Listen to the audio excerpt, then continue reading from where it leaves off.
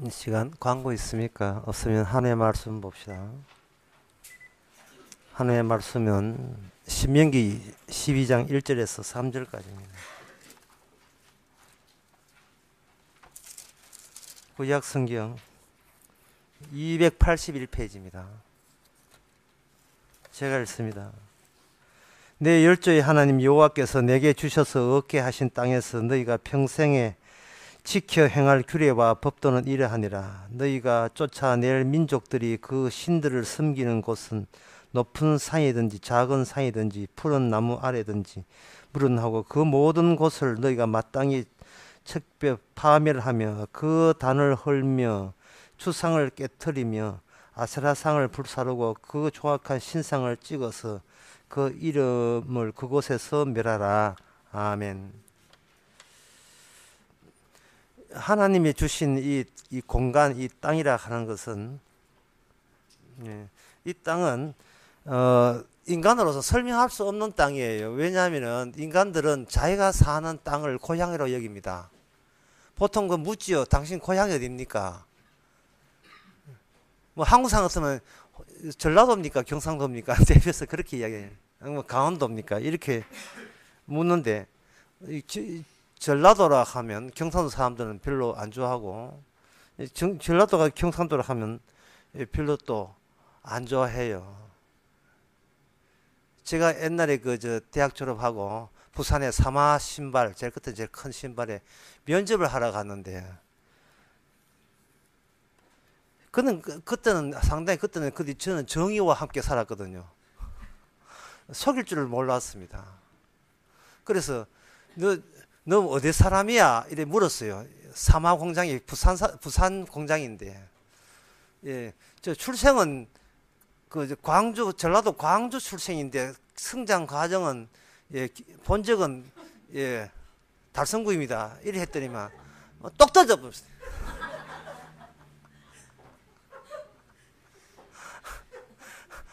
또 그 시대는 응답하라 88보다 더 응답하라 77 시대거든요.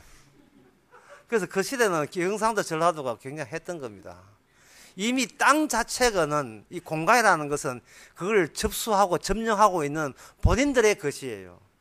그런데 오늘 본문의 땅은 뭐냐 하면은 하나님의 것입니다. 설명될 수가 없습니다. 그래서 이게 구약 성경 신명기 12장을 보면서 땅이라고 하지만 그 땅은 설명될 수 없는 기이한 현상들이 일어나는 땅, 그렇게 보시면 되는 겁니다. 쉽게 설명하기 위해서 이 구약에 있는 이 땅만 쉽게 그런 기이한 현상이 일어나는 게 아니에요. 바로 예수님께서 오셨던 그 땅도 기이한 현상들이 자꾸 일어나는 겁니다. 그 중에 한 가지 오늘 본문과 관련해서, 오늘 우상과 관련해서 연관된 그런 사건이 하나 있어요. 그게 누가복음 5장 8절에 나온 이야기입니다. 누가복음 5장에 보게 되면 예수님께서 베드로 제자를 뽑을 때에 그때 베드로가 뭐하고 있었냐 하면 자기 직업이 있었습니다. 고기 잡는 게 자기 직업이었어요. 고기를 잡고 있는데 기이한 현상이 일어났습니다. 뭐냐면 고기가 한 마리도 잡히지 않는 거예요. 자기가 전문가인데, 고기 잡는 전문가인데 분명히 이 장소에 그물 던지면 많이 잡든 적지 않든 고기는 잡히게 돼 있는데 한 마리도 고기가 잡히지 않는 거예요. 분명히 이거는 누가 고기를 다 후쳐냈어요. 고기를 다 후쳐냈어요. 이 기이한 현상입니다. 그래서 낚시했을 때에 예수님께서 그것을 보면서 시몬아, 베드로 이름이 시몬이에요. 시몬아, 배 오른편에 그물을 던져라. 예. 배 오른편에 그물을 던져라 라고 했어요. 설교 시간에 이야기하면 안 돼요. 난 공부 시간에 이야기하는 거 별로 안 좋아하는데, 예. 설교 시간에 입장하고 이야기하면 안 돼요. 배 오른편에 그물을 던져라 이렇게 했습니다. 오른편에 그물을 던졌더니만 하나마도 안 잡히던 고기가 그물에 가득 잡혔는데 어느 정도 잡히냐, 배가 기울어서 이건 배가 빠질 정도로 고기가 많이 잡혔어요. 고기가 적게 잡히는 것도 이상하지만 많이 잡힌 것도 이상한 거예요. 기이한 현상입니다. 업으로서 고기 많이 잡혔으면 성공할 만도 한데 베드로가 하는 말이 대발이 이렇게 합니다. 주여, 죄가 죄인입니다. 여러분, 죄라는 말을 했어요. 내가 죄인입니다. 고기 잡는 어부한테 주님께서 고기를 많이 잡아줬으면 고맙습니다, 동업합시다, 뭐 이래 나온 게 정상인데 뭐라고 하냐면 제가 죄인입니다, 제가 죄인이다 한 거예요. 고기의 숫자를 계산한 게 아니에요. 고기는 고기 잡힌 거, 물고기 다 제쳐두고 주님 당신 앞에서 나는 죄인으로 발각당했습니다 하는 이야기입니다. 뭐가 기이하냐? 고기 잡히고 안 잡히는 것만 기이한 게 아니에요. 뭐가 기이하냐? 그 누구 앞에서도 내가 죄인이라는 이야기를 사람들은 하지를 않습니다. 뭐 니만 젠틀맨이가 나도 젠틀맨이다 뭐 이런 이야기 하죠. 니만 잘났나 나도 잘났나 이런 이야기 하죠. 왜? 인간은 살아가면서 청소년부터 자아도취에 빠진 거예요. 자아도취라 하는 것은 자기가 되고 싶은 것을 계속해서 상상하는 겁니다. 어떻게? 멋있게 보이기 위해서. 본인에 대한 사기꾼입니다.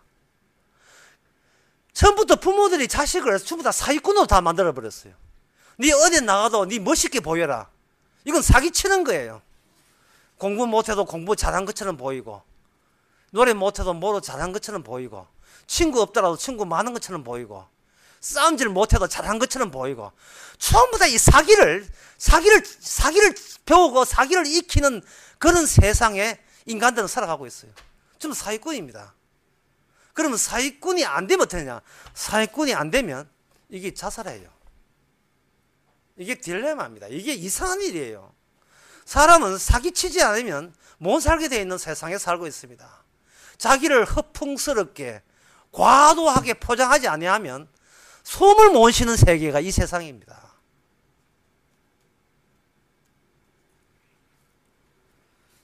우리 오늘 아침에 그 양집사 오셔가지고 우리 동네 요 삼거리가 TV 나왔다는 거예요.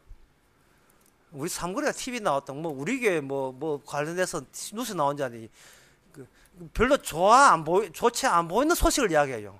요 앞에서 저 젊은 대학생들이 요 앞에 저 대학생들이 아니죠. 대학생이 요 앞에서 자살했다는 겁니다. 뉴스 시간에 나왔다는 거예요. 터가 안 좋은가?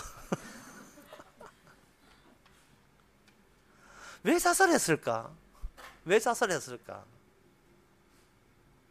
자기를 속일 만한 건수가 이제 다 떨어지는 거예요. 자기를 멋있게 보일 수 있는 건수가 자기한테 다 따라 없어진 거예요. 자기를 위장해야 되는데 이제는 뭘 동원해가 자기를 꾸며야 되고 위장하고 잘난 체 해야 되는데 그 건수가 자료가 다 떨어진 거예요.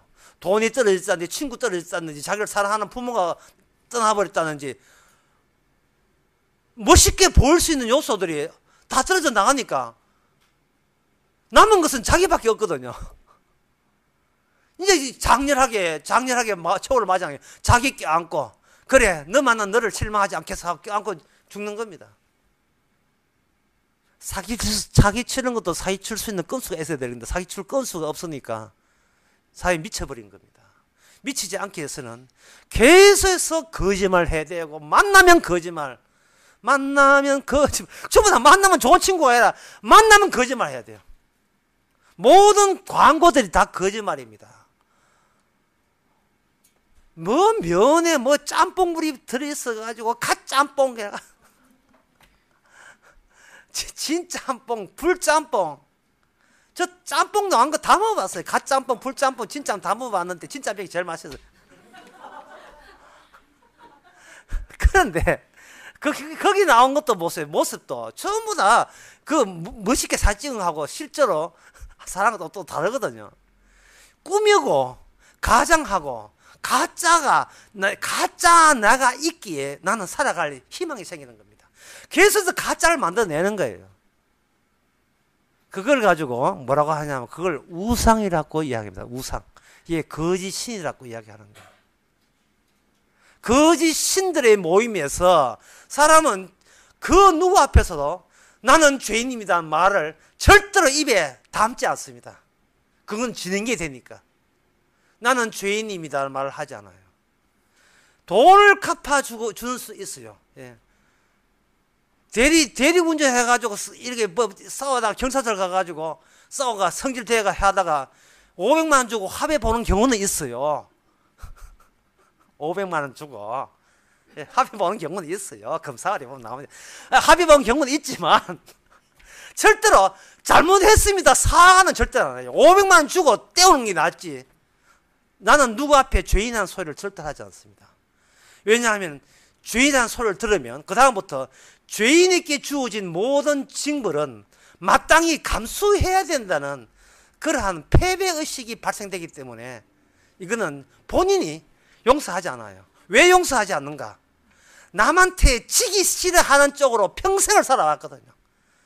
어릴 때부터 중무자 상전이고 최고 상전 우야. 예. 내 젖먹는다 조용해. 예, 내 젖먹는다 조용해. 예. 야, 요새 많이 느껴요.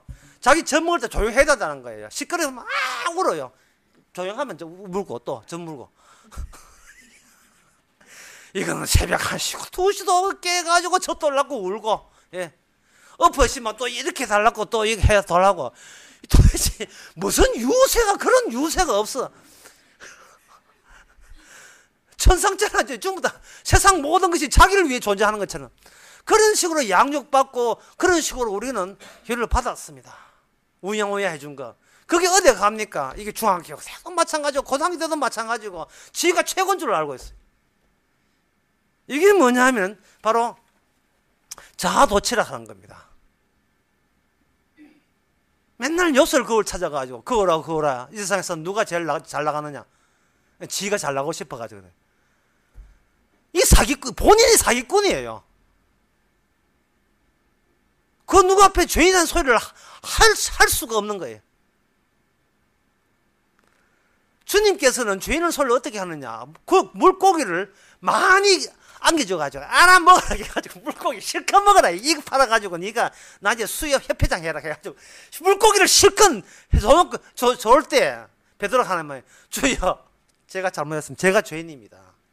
제가 죄인입니다. 성공이 우리로 하여금 죄인 되게 한다는 사실. 뭐 고난받고 실패하면 돌아올 때는 이건 수상해요. 예, 이건 어떤 의미에서 돌아오게 되면 보상 받을까 싶어서 손해만 이상의 그 추가적인 보상을 기대하고 여전히 자기만 생각할 텐데 그게 아니라 고기가 문제 아니고 고기보다 내가 문제군요. 고기를 잡는 내가 주님 앞에 섰을 때 전적으로 문제가 있습니다 라고 한 거예요. 마태복음 9장에 보면 중풍병자가 오는데 그 친구들이 병 고치려고 와요. 병 고치려고 왔는데 주님께서는 중풍병을 고친 게 아니고 네 죄가 사해졌느냐 이렇게 했습니다. 쉽게 말해서 네 눈에 내가 어떻게 보이느냐? 네 눈에 그냥 의사로 보이느냐? 병이나 고쳐주는 돌파로 보이느냐? 내가 이 땅에 온 것은 병이나 너희들 소원을 들어주고 온 게 아니라 너희들이 차마 말 못하는 거. 내가 나서야 너희들은 알 거야. 네가 죄인인 것을. 그 죄를 내가 용서하마. 죄 용서하러 오셨던 겁니다. 주님께서. 그럼 도대체 인간이 왜 자아도취에 빠지고 자꾸 본인이 사기꾼이고 사기꾼 거짓을 거품을 떨고 멋진 척 해야 그래야 살맛이 나는 그런 위선자가 될 수밖에 없었는가? 그 이유가 뭐냐? 그거는 본인이 본인을 설명할 수 없습니다. 오늘 설교의 핵심은 설명할 수 없는 일입니다. 나는 나를 설명할 수가 없습니다. 그럼 어디 가서 파악됩니까? 신명기 12장에 가야 파악됩니다. 거기서 신명기 12장에 보면 거기에 땅이 있어요. 그 땅이 뭐냐? 약속의 땅입니다. 약속의 땅에 두 부류의 사람들이 살고 있습니다. 하나는 뭐냐면 이 땅은 나의 생존을 위해서 내 땅이라고 우기는 그런 민족, 가나안 원주민들이 있는 반면에 그 땅 내 나라, 네 땅 그 땅 네 땅 아니고 내 땅도 아니고 우리 주님의 땅이야. 이 땅을 하나님 땅이라고 외치면서 쳐들어가는 낯선 이스라엘 민족이 여기에 합치됩니다. 여기서 충돌을 일으키고 전쟁이 일어납니다. 이 전쟁은 오늘날 우리 자신에 대한 전쟁과 마찬가지입니다. 이 69의 세포가 있는데 이 몸으로 되어 있는데 이게 내 거냐? 나의 명예를 위해서 나의 영광을 위한 이 몸이냐? 아니면 주님의 뜻을 위하여 주님의 복음을 위해서 있는 몸이냐의 전쟁이 우리의 몸을 가지고 싸우는 겁니다. 위선 그만 떨고 거짓 노릇 그만 하라는 이야기예요. 그러면 그 결과가 뭡니까?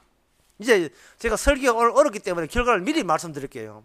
제가 이 설교 결과를 미리 말씀드리면 이렇습니다. 후회를 절단시킵니다.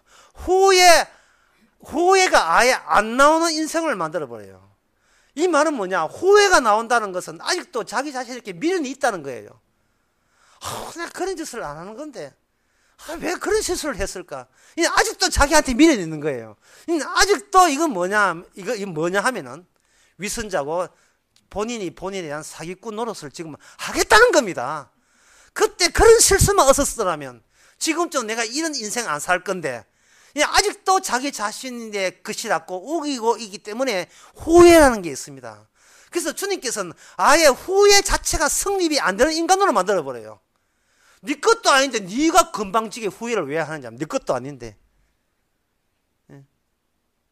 네 것 아닌데 네가 왜 후회하느냐 이 말. 학교에서 시험 치는데 학교도 시험을 치지 않는데 그냥 10문제 나오는데 아는 문제 하나도 없어요. 그리고 뭐 가나다라 아무 따나 해가지고 1번, 2번, 3번 찍어가지고 아무 따나 떡 냈더니만 전교 1등 했어요. 보니까 이름 자체가 바뀌는 겁니다.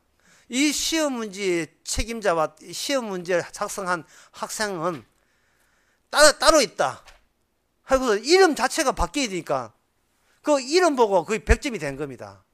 행함 보고 천국 가는 게 아니고 우리에 걸쳐 있는 우리 답안지 그 위에 있는 맨 이름이 예수 그리스도의 이름으로 그 예수 안에서 우리는 그동안 살아왔던 겁니다. 따라서 후회하지 말라는 거예요. 네 인생 같으면 네가 후회하라고 내가 독촉을 하겠는데 네 인생도 아닌데 네가 건방지게 왜 후회를 하느냐 이 말이죠. 후회를 절단시킵니다. 그럼 후회를 절단시키려면 처음부터 나라는 인생 속에 주님께서 원래 내 것이라는 주님의 힘이 가미가 돼야 되잖아요. 이걸 가지고 저는 태고적 힘이라고 하는 겁니다. 태고적 힘이라는 것이 바로 12 제자에게 이미 그것이 주어졌습니다. 태고적 힘. 태고적, 창세 이전에 태고적 힘이. 우리 속에는 태고적 힘이 다 있어요.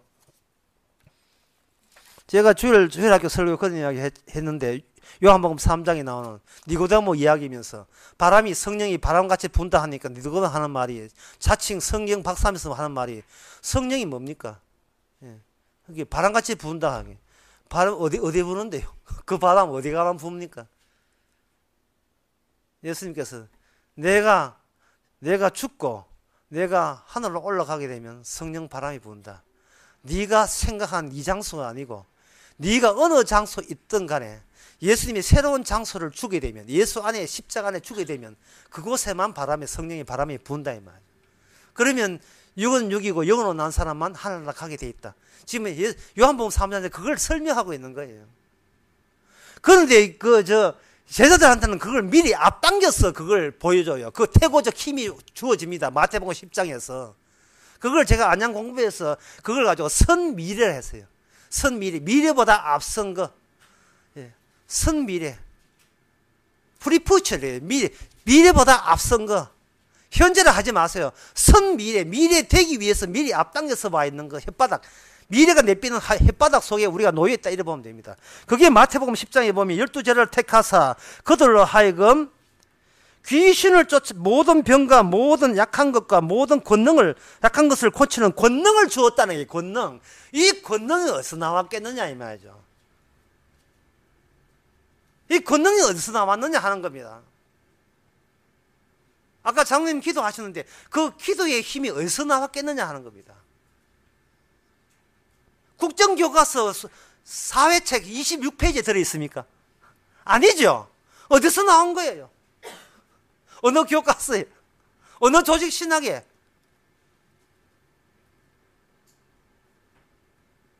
기독교가 가짜라는 거, 사기라는 게 어느 교과서에 나오죠? 어느 신학교 교과서에 그런 게 나옵니까? 안 나옵니다. 신학은 쓰레기예요. 예, 오랜만에 힘줍니다. 오랜만에 늘 힘줬지만 신학은 쓰레기예요. 거기는 구원의 능력이 안 나옵니다. 그런데 우리가 신학을 해야 돼요. 왜? 우리도 쓰레기니까. 쓰레기가 쓰레기 공부를 해야 돼요. 그래서 본인이 쓰레기인 줄 알아야 돼요. 신학 많이 하고 주여 죄인입니다. 저를 떠나소서 이렇게 돼야 된다니까요. 근데 신학한 사람 치고 자기 신학을 부정하는 사람을 내가 아직은 못 봤어요. 나 미치겠어요. 목사님 저 신학했거든요. 독일에서 신학했는데요. 나 쓰레기입니다. 독일에서 신학 박사 조 패듯이 허벅지가 말처럼 부풀어 조 패놓고 그게 신학 박사거든요. 신학은 우리를 쓰레기임을 확인시켜 주는 것이 이제 덜도 아닙니다. 구원의 능력이 안 돼요. 구원의 능력은 십자가에서 부는 성령의 바람만이 구원의 능력이지. 주님 쓸 때만 우리가 죄인 되지요. 스스로 반성한다고 죄인 되는 게 아닙니다. 우리는 반성을 안 하고, 우리의 반성은 맨날 후회예요, 후회. 다시는 이런 짓을 안 해야지. 이런 데가 만나에 우사 당했는데 다시는 이런 짓을 안 하겠습니다. 지금 네 몸이 누군데 네가 그렇게 금방 지느냐 말이죠. 다시 묻습니다. 마태복음 나온 10장이나 12제자 누구 힘으로 귀신 쫓아냈습니까? 병 고쳤습니까? 본인들 힘입니까? 그들은 아니라고 해요. 그러면 아닌데 왜 어디서 무슨 힘으로 귀신 나갔습니까? 제자들 하는 말이 예수님 귀신들이 우리 말 듣고 하늘에서 막 떨어집시다. 좋다고 오니까 주님 하신 말씀이 네가 태고적 원천을 네가 잊고 있다. 네가 귀신 떨어지는 것은 결과예요. 중요한 것은 네 이름이 생명책에 기록된 것을 더 기뻐해라. 네가 솜씨 해가지고 자랑질 하는 것은 네 자랑질 하는 바 안 되니까 네 원천을 봐라. 원천은 생명책, 어린 양의 생명책에 이름이 기록된 것을 기뻐하라. 마태복음 10장에 20절 이런 말씀이 있습니다. 제가 이걸 읽어드리면서도 저를 끔찍해요. 정말 이건 진짜입니까? 말할 정도로 의심이 되는데, 말하는 이는 너희가 아니라 너희 속에 말씀하시는 자 곧 너희 아버지의 성령이시니라. 12제자는 아무것도 아닙니다. 이 사람들 예수님 도망간 배신자요, 비겁자예요. 못난 자들이에요. 지자랑밖에 할 줄 우리하고 똑같아요. 그런데 주님께서는 엄청난 미래보다 앞서서 미래에 대해질 그들의 구원을 미리 앞서서 그들에게 예수님 갖고 있는 능력을 보여줍니다. 네 속에 이야기하는 자는 네가 아니라 너희 속에 성령이시니라. 우리는 이걸 통해서 제자들 하는 말이 다 성령 말이라고 이렇게 이해하시면 안 되고, 십자가와 관련되어서 본인이 죄인인 것을 알게 하는 것, 그것이 바로 십자가의 능력입니다. 제가 왜 그렇게 장담하고 확정을 짓는 이유는 뭐냐? 성령이 오게 되면 십자가를 증거하는데 어떻게 증거하느냐, 어떻게 증거하는가 중요해요. 이걸 했다, 기도했다, 헌금했다가 증명하는 게 아닙니다. 헌금한다고 성령이 은혜라 한 게 아니에요. 죄인입니다가 됩니다. 죄에 대해서, 의에 대해 심판에 대해서 죄가 죄인이고, 죄인이라는 말은 제가 십자가 앞에서 주님이 십자가 증거하는 용도로 내 몸이 다루어지지, 따로 내 몸이 따로 존재하는 건 아닙니다. 주님과 관련성이 있습니다. 끊어지지 않는 관련성, 성령님이 그걸 이었습니다. 이렇게 고백되는 거예요. 그래서 성령님이 임한 증거는 뭐냐? 예수님을 증거하게 되어 있어요. 미국의 어떤 분이 저한테 짧은 전화를 주셔가지고 그 전화 질문이 너무나 귀한 질문을 하셨는데, 정말 좋은 질문을 하셨어요. 김선미 씨와 관련된 부입니다만 얼마나 좋은 질문인지 제가 여러 군데서 했어요. 목사님, 자유가 뭡니까? 제가 금방 답했어요. 자유란 자기 선택과 결정과 행동에 책임지지 않는 게 자유입니다. 쉽게 말해서 내 몸이 아니구나, 내게 아니구나 아는 게 자유입니다. 후회함을 절단시키세요. 후회하지 마세요. 건방지게. 반성하거나 하지 마세요. 그거 되게 착해 보이는 교만입니다. 그렇다면 왜 우상을 만들지 말라 하느냐? 어릴 때부터 금방 떨었고, 어릴 때부터 자기가 자아 도취에 빠져가지고 자기 것을 감추는 거짓말을 하다 보니까 이게 뭐냐면 이게 미흡하거든요. 그 미흡한 걸 뭘로 채우는가? 하나님 상으로 이미지 가지고 채웁니다. 그 미흡함을 가지고 그걸 은유로 하고 그걸 채우는 것을 환유로 합니다. 언어는 두 가지밖에 없어요. 은유와 환유. 그 은유를 다른 말로 하면 상징. 예, 상징과 환유라 하는데 이 말은 보통 안 쓰는 말도 제가 별로 쓰고 싶지는 않아요. 이게 언어학 전문 용어, 기호학 전문 용어이기 때문에 그렇습니다. 이게 뭐냐 하면은 인간은 미흡하면 비스무리한 거 가지고 때운다 이 말입니다. 비슷한 거가 때워온 거예요. 그러니까 골프 칠 돈 없으면 실내 골프 치는 걸 때우는 거예요.